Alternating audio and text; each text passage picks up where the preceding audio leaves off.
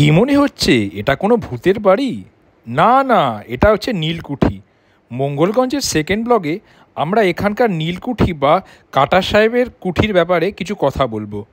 একসময় east India company এই এলাকায় নীল চাষ করাতো চাষিদেরকে জোর করে, এবং নীল চাষ করার পর এখানে ফসলগুলো রাখা হতো।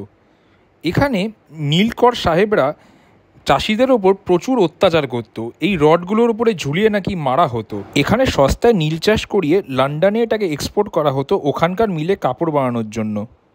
নীল চাষের জন্য চাষিরা যোগ্য দামও পেত না। একদিন এই অত্যাচারের বিরুদ্ধে চাষিরা সরব হয় এবং এই কুঠিতে হামলা করে নীলকর সাহেবকে খুন করেন।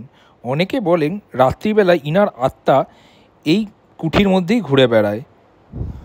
দেখো ভাই, সাহেবের ভূতের সাথে তো আর দেখা হলো না, কিন্তু যেটা দেখলাম সেটা দেখে খুবই কষ্ট হলো।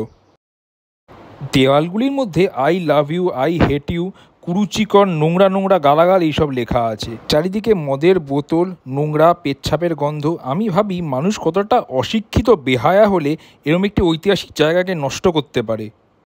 এত সুন্দর একটা জায়গার মেনটেনেন্স হওয়াটা খুবই জরুরি, নইলে জায়গাটা নষ্ট হয়ে যাবে।